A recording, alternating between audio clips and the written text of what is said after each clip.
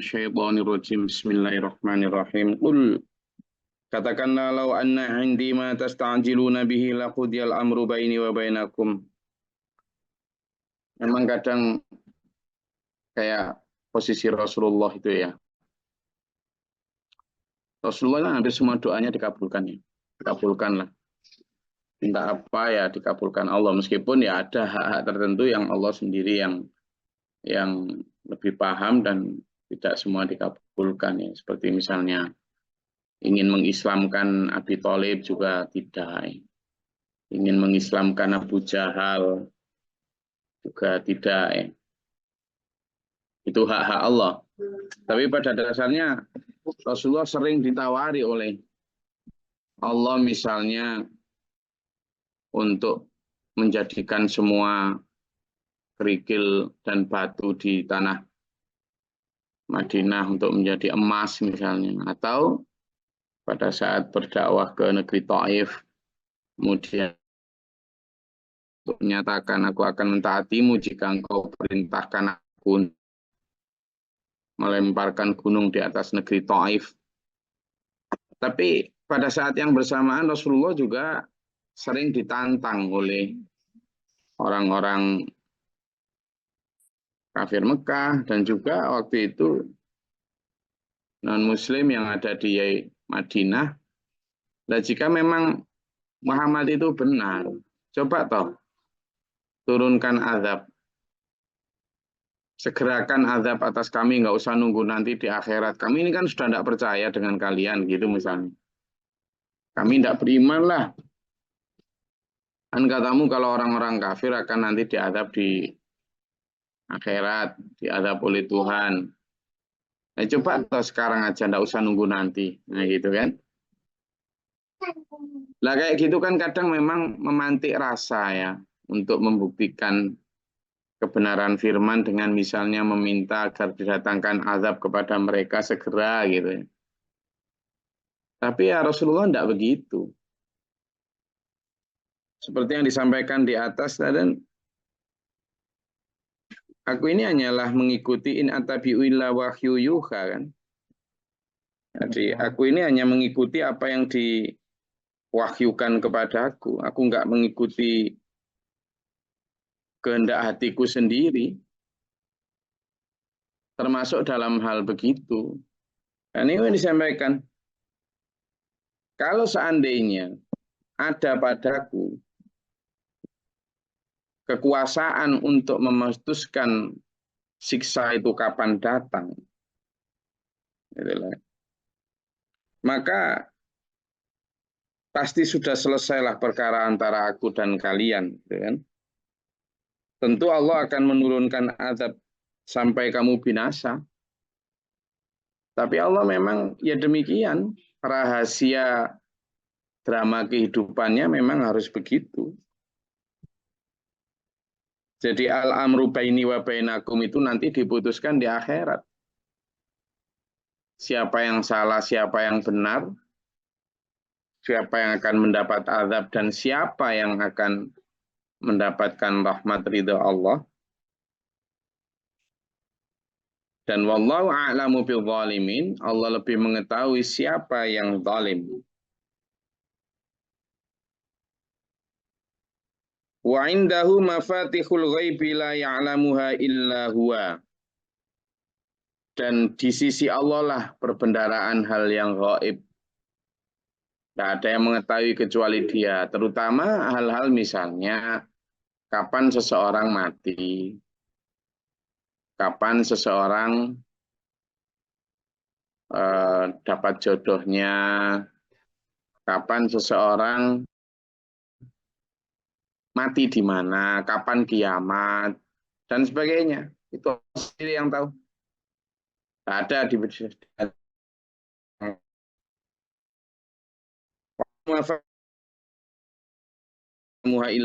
Jadi kalau sekarang misalnya ada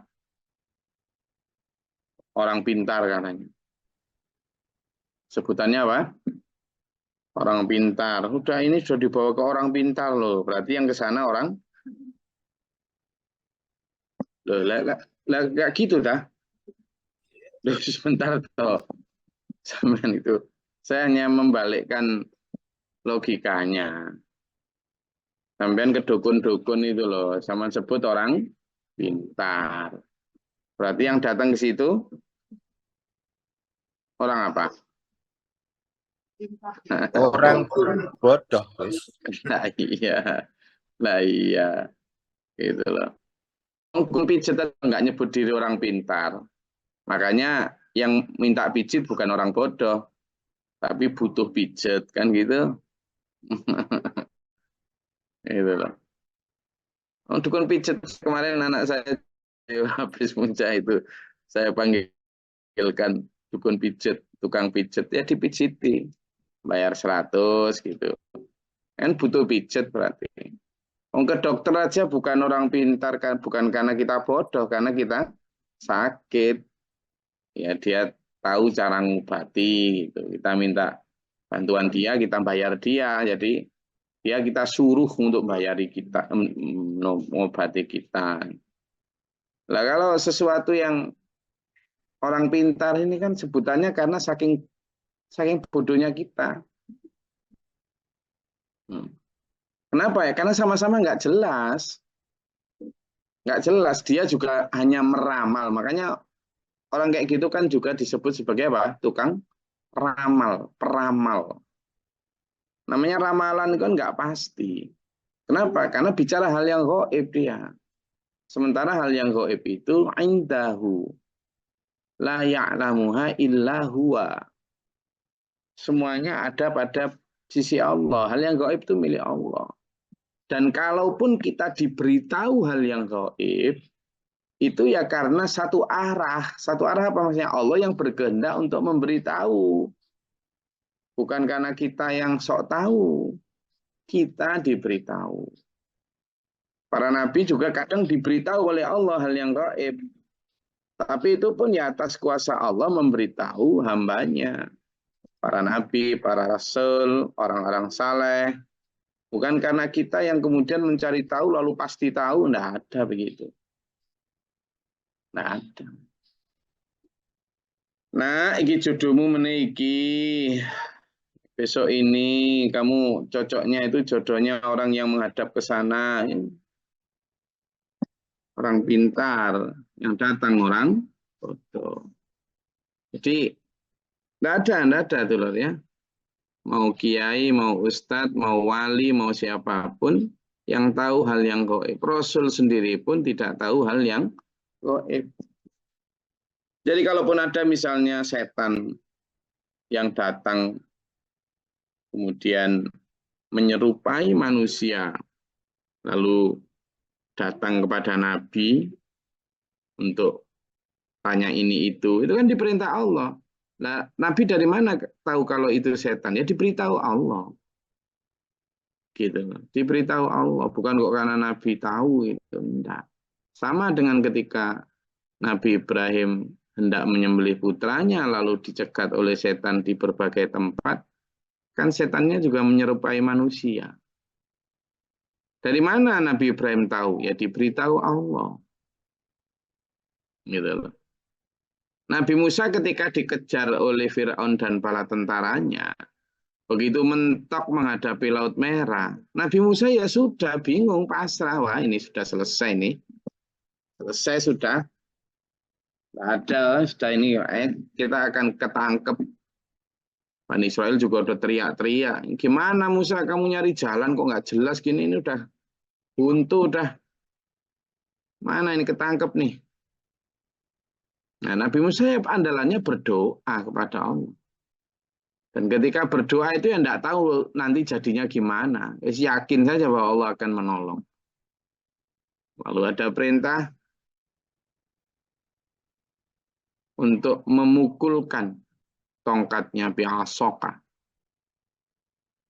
Pukulkan tongkatmu.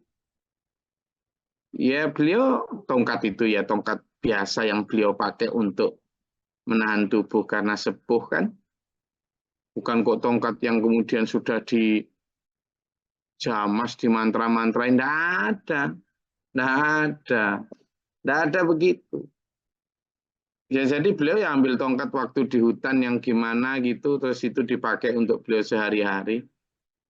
Jadi ketika diperintah untuk memukulkan tongkat, juga tidak ada bayangan itu nanti akan seperti apa ya, taat gitu aja. Sama dengan Nabi Ibrahim ketika diperintah untuk menyembelih ya, disembelih gitu. Tidak ada bayangan bahwa nanti itu akan berubah menjadi domba, tiba-tiba Nabi Ismail berdiri dalam keadaan sehat, ya tidak tahu. Maka ketika Nabi Musa memukulkan tongkat di pinggir lautan, ya beliau tidak tahu itu nanti akan seperti apa. Tiba-tiba begitu karena taat dipukulkan, kejadian besar laut membelah. Nabi Musa ya di samping bersyukur karena kemudian ada jalan untuk lewat, ya kaget. Oh ginian. Gitu kan? Masya Allah. Ya, jadi tidak ada yang tahu bahwa itu gaib nanti akan muncul seperti itu, tidak ada. Nabi Isa ketika diperintah Allah untuk ngeplek-ngeplek tanah liat, lalu bentuklah seperti burung, lalu tiuplah. Nabi Isa nggak tahu bahwa itu nanti akan jadi burung beneran, nggak tahu. Nabi Ibrahim ketika akan dibakar, ya nggak tahu bahwa nanti beliau akan selamat. Ya beliau sudah siap untuk merasakan panasnya api yang akan menghanguskan tubuhnya. Pasrah tunduk sudah.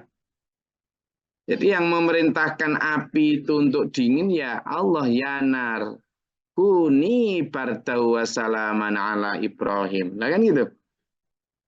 Wahai api ya naru, wahai api kuni, jadilah kamu bardan dingin wassalaman dan menyelamatkan bagi Ibrahim, anak Ibrahim. Siapa yang perintah gitu? Allah. Nabi Ibrahim tidak punya kuasa untuk memerintahkan api. Yang punya kuasa untuk memerintahkan api ya. Maka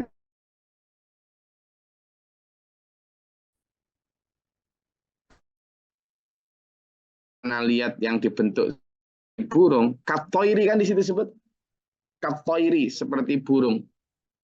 Maka beliau juga bunyinya bukan kok kemudian hiduplah, enggak. Tapi yuhyi biidznillah. Hidup dengan izin Allah. Dan kemudian hidup. Itu pun kalimat yuhyi biidznillah, ya arahan Allah. Gitu ya. Jadi tidak ada. Kita tidak usah sok-sokan tahu apa yang terjadi ke depan. Meskipun ya ada hal-hal yang memang kuasa Allah. Misalnya begini ya. Ini contoh terdekat. Ayo bangun nih, tak kasih contoh. Kemarin ada para TPU yang lembur apa di gedung Sanawiyah Aliyah ini. Nah, pas gedung itu sekitar jam 10 lebih lah, 10 seperempat, udah hampir jam setengah 11. Saya ikut ngawasi, ikut lihat, ikut mengarahkan gitu. Nah, pas tak tanya, ini tadi sudah ada snacknya. Lama jawab, sudah ada snacknya. Sampun kopi kali gorengan. Jawabnya itu sambil senyum gitu loh. Terus saya bilang, loh, selain kopi sama gorengan berharap apa? Tak bilang gitu. Guyang guyu. Loh, senyum-senyum, minta bilang minta apa? Saya bilang gitu. Bilang minta apa? Saya bilang gitu. Sambil ketawa. Terus ketawa gitu. Nggih, nopo lah ngoten. Terus kamu bilang minta apa itu? Bismillah. Lah kok terus saya baru ngomong gitu, ternyata dari arah luar itu ada motor mendekat itu. Itu ada Buyut sama Mbak Vivi itu. Motoran saya datang terus, udah malam, ada apa Mas? Niki wonten titipan bakso. Ada titipan bakso itu besar. Untuk siapa nggih kangge untuk yang di sini? Dari siapa? Kan dari Mas Aan. Loh kan, surga itu, surga. Saya bareng, sampean minta apa? Tita sekarang langsung datang loh. Baru saya ngomong Bismillah, saya bilang gitu. Bukan kok saya tahu bahwa akan ada datang bakso, enggak ada itu. Enggak ada saya tahu bahwa akan datang bakso. Ya percaya saja bahwa oh langsung sumringah itu. Kalau nggak saya suruh berhenti, nggak berhenti itu apa lemburnya karena ada bakso. Jadi benar itu. Pas datang saya bilang, lu minta obat nanti insya Allah. Ya ternyata langsung datang. Ada orang lagi pas barengan kita ngomong begitu. Apakah karena saya sakti yonda? Oh, ya. Karena itu tadi karena kuasa Allah. Mereka mendengar doanya Pak Budi hingga kemudian didatangkanlah bakso itu tadi. Jadi nggak ada yang tahu yang goib tuh kemudian sok-sokan meramal itu nggak ada ya. Dan sampean sebagai orang beriman sedekat apapun kepada Allah nggak usahlah pakai merasa tahu hal yang gaib. Tidak tahu ya. Wa ya'lamu ma fil barri wal bahri, dan Allah lah yang tahu apa yang terjadi di dalam daratan dan lautan. Wa ma tasqutu min waraqatin illa ya'lamuha wa la habbatin fi dhulumatil ardi wa la rabbin wala yabisin illa fi kitabim mubin. Coba dulur. Ada berapa miliar daun di muka bumi ini? Miliar loh ya. Coba aja zaman sebelah kanan kiri sampean itu. Jangankan tahu jatuhnya. Sampean tahu jenis daunnya aja enggak. Antara satu daun satu dengan daun lain ini sama-sama hijau, tapi hijaunya lo beda semua. Bentuknya beda semua. Itu loh maha kuasanya Allah itu. Bentuknya beda. Sudah pun begitu warnanya beda. Sudah pun begitu, enggak tahu kita itu. Itu kan ada klorofil namanya ya kan? Zat hijau daun yang menjadi penampang untuk menerima sinar matahari kemudian menjadi ini itu. Dan setiap proses yang terjadi di setiap helai daun Allah yang tahu dan mengatur semuanya. Dan di sini Allah memaklumkan kepada kita bahwa bahkan setiap daun yang jatuh itulah Allah menghitung dan tahu. Ya Allah. Ada berapa miliar daun dan semuanya Allah tahu. Apalagi cuma perbuatan kita. Dulur. Apalagi cuma perbuatan kita. Allah tahu semua. Itulah. Ada satu cerita tentang standar orang berilmu dan hebat itu bukan orang yang hafal ini, hafal itu, pandai kitab ini, pandai kitab itu. Ada seorang wali yang punya murid beberapa orang. Banyak murid yang alim, yang hafal ini, hafal itu. Dan ada murid yang agak bodoh gitu. Kelihatannya agak bodoh. Kurang bisa ini itulah. Tapi disayang sama sang guru ini. Disayang banget sama sang guru ini. Terus sama sang guru, si murid-murid santri-santri yang lain ini agak iri lah. Kenapa sih Pak sang guru nyenengan kok lebih sayang sama si itu santri dari Ndolopo itu. Kenapa gitu. Itu misalnya. Oh dia lo nggak apal ini, nggak apal itu misalnya gitu kan. Oh kamu pengen tahu dah gitu. Ya sudah gini aja. Kamu tak uji semuanya ini. Tak kasih ayam nih. 10 si boy itu. Kemudian dikasih ayam. Dah kamu pergi ke seluruh penjuru kota atau desa ini. Mau ke laut boleh, mau ke hutan boleh, mau ke gua boleh. Sembeli ayam ini tanpa satupun yang tahu. Gitu aja Pak Guru. Iya, sana pergi semua. Yang lain ada yang masuk, ada bahkan yang menyembelih di dalam air. Biar nggak tahu siapapun. Ada yang di atas pohon tinggi, ada yang dalam gua yang gelap, nggak pernah dindasuki orang. Ada yang hutan, ada yang dalam rumah dikunci, wes pokoknya gitulah. Lalu kembali semua dengan ayam yang terpotong. Nasi orang Dolohom ini, untuk apa Dolohom tadi? Itu datang, ayamnya masih utuh tuh. Nah, semua orang bilang, lah kan bodoh banget nih yang disuruh nyembelih kok nggak tersembelih. Dia gagal Pak Guru. Kata gurunya, justru kenapa nggak langsung menghakimi? Kapan? Kenapa kamu Mas Fulan kok nggak kamu sembelih? Ditanya dulu yang lain, kenapa kamu nyembelih di mana? Saya di dalam gua. Kamu di mana? Saya di dalam air. Tidak ada yang tahu. Pasti, udah pasti. Kamu di mana? Kamu saya di atas pohon. Tidak mungkin ada pohon itu yang bisa manjat. Tidak ada yang tahu, Pak Guru. Ah, semua dengan bangga mengatakan tidak ada yang tahu. Lah kamu kenapa kok nggak kamu sembelih? Saya ke gunung, saya ke dalam air, saya ke atas pohon, saya ke dalam rumah yang gelap, saya ke enggak. Ternyata dimanapun saya, Allah melihat dan menyaksikan saya. Sehingga tidak ada satu tempat pun yang tidak diawasi Allah. Nah, itu sudut pandang. Mikirnya orang semuanya tadi, yang alim dalam kitab tadi, merasa bahwa yang dimaksud adalah tidak ada orang yang melihat. Tapi si yang kelihatan bodoh tadi justru lebih tahu sudut pandangnya adalah tidak ada satu tempat pun yang Allah tidak mengawasinya. Orang yang kayak gini yang lebih wirai. Kenapa? Karena kemudian perilakunya lebih hati-hati. Dia tidak akan berani ngapa-ngapain. Kenapa? Karena selalu merasa diawasi, digenangi kebesaran, keagungan, kekuasaan Allah. Itulah yang diajarkan oleh guru kita bahwa kita ini seperti ikan di dalam air.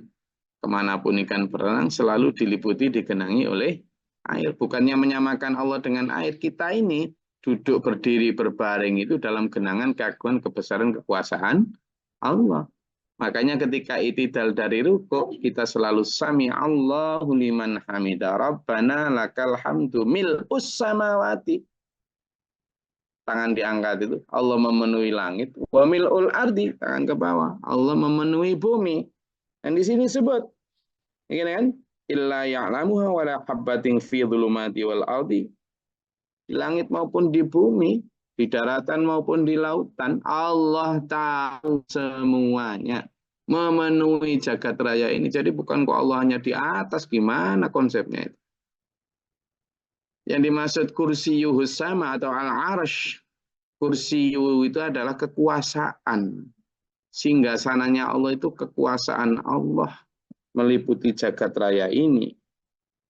Jadi semuanya kata wala habbatin fi dhulumatin, dan sebutir-butir buji daun dalam kegelapan Allah tahu. Ya, fi dhulumatin wala radbi wala yabisin, dan sesuatu yang basah, yang kering tidak ada yang tidak ada dalam catatan Allah. Semua illa fi kitabim mubin, semuanya ada dalam catatan Lauhil Mahfuz. 1 jam ke depan kita meludah ke kiri, ke kanan, kita 1 jam ke depan akan disapa siapa, semua Allah tahu semuanya. Ya, semuanya Allah mengetahui itu loh. Karena itu wis talah. Ini akan membimbing kita ke arah satu pemahaman bahwa Allah itu benar-benar menjadi pembimbing dan pengawas kita. Itu loh. Ya'lamu ma fis samawati wa ma fil ardi. Allah mengetahui apa yang ada di langit dan di bumi. Okay? Itu, monggo kalau ada yang mau ditanyakan. Ini ahlan wa sahlan Pak Acep, Imam Masjid Nurul Iman Margerejo yang sedang ikut bergabung dengan kita. Okay? Monggo kalau ada yang mau ditanyakan atau disampaikan terkait dengan ayat 58 dan 59 surat Al-An'am. Silakan. Nggih, izin Gus Lori. Silakan. Poin yang terakhir, tidak ada sehelai daun pun yang gugur yang tidak diketahui oleh Allah. Dan tidak ada sebutir biji pun dalam kegelapan di bumi ini yang juga tidak tertulis di dalam kitab yang nyata. Berarti perjalanan kita, saya lah kan gitu, Gus, berakhir seperti apa itu kan sudah tertulis ini sebenarnya, Gus. Nah, bagaimana peran dan ikhtiar kita agar berakhir dalam kebaikan, Gus? Karena ini menakutkan. Matur suwun. Ya.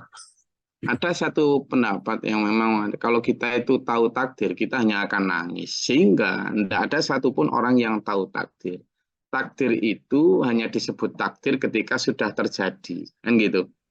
Takdir itu hanya disebut takdir ketika sudah terjadi. Artinya kita tidak tahu kan apa yang akan terjadi. Disitulah letak ikhtiar. Sehingga apa? Kan kalau kita bisa melihat, kita itu diberi peluang Allah, ya. Bahwa kita itu diberi peluang Allah, innallaha la yughayyiru ya. Bahwa Allah itu tidak akan merubah nasib suatu kaum termasuk seseorang. Coba dibaca Pak Jo di surat Ar-Ra'd ayat 11. Surat Ar-Ra'd Pak Jo. Surat Ar-Ra'd ayat 11 Pak Jo.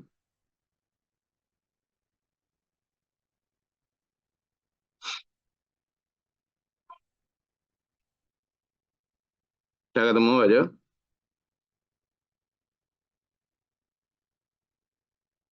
Ar-Ra'd. Lupa ya. Ar-Ra'd surat pinten. Ar-Ra'd itu kalau nggak salah surat ke-13 kalau nggak salah ya. 13. Ya. Ya, siap. Siap. Ayatnya 11. A'udzubillahi minasyaitonirrajim. Bismillahirrahmanirrahim. Baginya manusia ada malaikat-malaikat yang selalu menjaganya bergiliran dari depan dan belakangnya. Mereka menjaganya atas perintah Allah. Sesungguhnya Allah tidak akan mengubah keadaan suatu kaum sebelum mereka mengubah keadaan diri mereka sendiri. Dan apabila Allah mengendaki keburukan terhadap suatu kaum, maka tidak ada yang dapat menolaknya dan tidak ada pelindung bagi mereka selain Dia, Allah. Shadaqallahul adzim. Nah, itu aja. Diawali dengan apa? Ada memang malaikat yang mencatat di kanan dan di kiri atau depan belakang. Ada. Di ayat lain di dalam surat Qaf ayat 16 juga begitu. Tapi Allah menyatakan meskipun malaikat itu di sana menjaga dan mengawasi manusia atas perintah Allah, tapi di situ disebutkan innallaha sungguhnya Allah la yughayyiru ma biqaumin, tidak akan merubah nasib satu kaum hatta yughayyiru ma bi anfusihim, kecuali umat itu bisa merubahnya sendiri. Nah, Allah kan tidak memberitahu kita tentang takdir kita seperti apa, ya kan? Maka Allah memerintahkan kita, memberi peluang untuk membuat kita itu bertakdir baik. Maka jangan bicara takdir, bicaralah tentang ikhtiar. Kenapa? Karena Quran, Rasul, Nabi diturunkan itu untuk membuat manusia mau mengikuti arah yang baik supaya bertakdir baik. Makanya kemudian ikhtiar itu sangat penting perannya di dalam bagaimana kita mendapatkan takdir baik. Apalagi Allah juga sudah jelas memberikan satu garansi, ud'uni astajib lakum. Ud'uni, berdoalah kepadaku, maka astajib lakum. Gitu kan? Astajib lakum, aku akan mengabulkanmu. Mintalah kepadaku, ya kan? Gitu. Dan ketika kemudian kita minta kepada Allah, kemudian terutama dengan kalimat bahwa kita minta misalnya wakina syarra ma qadait, ya Allah jauhkanlah aku dari atau jagalah aku dari jeleknya takdir. Itu kan sesuatu yang harusnya kita pakai untuk memastikan ikhtiar kita bersesuaian dengan takdir yang baik gitu ya. Maka ada satu hadis juga begini. Ana kata Allah, inta dhanni 'abdi bi. Saya ulangi, ana kata Allah, inta dhanni 'abdi bi. Aku ini sesuai persangkaan hambaku kepadaku. Artinya kalau kita ini minta kepada Allah diberi takdir baik, diiringi dengan ikhtiar yang baik, nah itu nanti Allah akan memberikan kita takdir baik. Sehingga meskipun itu sudah ditulis di Lauhil Mahfuz, kita kan tidak tahu tulisannya seperti apa. Maka upayakan saja bahwa itu takdir baik. Nah, kalau di dunia, itu kita misalnya kemudian ternyata misalnya ya, kita minta diberi sehat, diberi Allah, ikhtiar kita juga sudah pola hidup sehat, ya olahraga, tapi ternyata dikasih sakit. Nah, disitulah kita kemudian ada tawakal. Ternyata kita dikasih sakit, berarti kemudian tawakal. Lalu berusaha lagi, gitulah. Mungkin kemarin ada yang kurang dan sebagainya. Sehingga kalimat di situ Allah memberi peluang tuh untuk merubah arah hidup kita supaya tidak jelek dan lain sebagainya. Makanya di rukun iman yang keenam kan kita disuruh percaya takdir. Tetapi di awal-awal kita sudah diperintah Allah untuk minta dan menjadikan kita itu bertakdir baik. Gitu. Dan kita ada yang tahu takdir kecuali hal itu sudah terjadi. Sehingga kita tidak perlu bicara takdir, jangan sampai begini. Karena kita berperilaku jelek, tidak pernah berikhtiar untuk baik, lalu kita bilang, takdir kita memang begini. Ya, tidak bisa begitu. Misalnya disuruh di jalan hati-hati, taati peraturan lalu lintas, jangan ngebut. Terus yang ngebut ngawur, zigzag di jalan yang apa? Yang Arab ada terus tabrakan dek, takdirnya memang gitu. Tidak bisa begitu. Itu kan ikhtiar kamu, kata Allah itu. Surat Ar-Ra'd tadi menyatakan begitu. Nah, kita sudah hati-hati, ternyata Allah kemudian menakdirkan beda. Nah, itu sudah urusan Allah gitu loh. Di situ aja. Ya, baik, matur nuwun, Mas. Ada lagi yang mau disampaikan, tanyakan? Afwan Gus, jadi keinget aja sama anak tetangga yang ngebut dalam keadaan mabuk. Nah, ketika ibunya diinin, ya itulah sudah takdir Allah. Gitu. Masya Allah. Ya, itu kan usaha manusia itu. Usaha manusia untuk menjemput takdir jeleknya itu naudzubillah kan gitu. Jadi itu terjadi kan karena ulah manusia. Makanya di situ disebutkan dia laha ma kasabat wa 'alaiha mak tasabat. Di sana disebutkan laha bagi manusia mak tasabat apa yang diupayakan, walaha ma kasabat dan apa yang diusahakan. Jadi semuanya itu ya karena kamu sendiri. Kamu masuk neraka itu sebenarnya bukan karena Allah yang kejam. Allah sudah kasih tahu sejak awal. Wahadainahun najdain. Aku beri kamu dua jalan, kata Allah. Jalan yang mudah sesuai nafsu sakarepe dhewe, tapi itu nanti berakhir dengan murkaku, neraka. Jalan yang berat mengikuti siratal mustaqim, tapi itu nanti akan menuju ridhoku, surgaku. Allah sudah ngasih falak tahamal aqoba. Kenapa kamu nggak memilih jalan yang mendaki lagi sulit, tapi itu nanti menuju ridhoku? Berarti kan Allah ingin agar kita menjemput takdir baik. Tapi manusia seringkali malah mengikuti nafsu. Nah, akhirnya masuk neraka. Lah kok kemudian nyalahkan Allah? Ya enggak bisa begitu, gitu loh. Itu makanya laha maka sabat wa 'alaiha mak sabat. Maka kita harus mengambil jalan yang meskipun berlawanan dengan nafsu, tapi insya Allah itu nanti akan berakhir dengan kebaikan dan surga. Oke, saya rasa itu kajian kita pada pagi hari ini. Semoga bermanfaat dan berfaedah. Allah merahmati kita dengan kesehatan jasmani rohani. Selamatkan kita dari godaan dajjal, setan, dan sekutunya. Diberikan rezeki yang halal dan thayyibah. Diberikan keluarga yang sakinah, mawaddah warahmah. Dan akhir hayat yang husnul khatimah. Minallah sallallahu alaihi wasallam. Allahumma fil mu'minin wa mu'minat muslimat.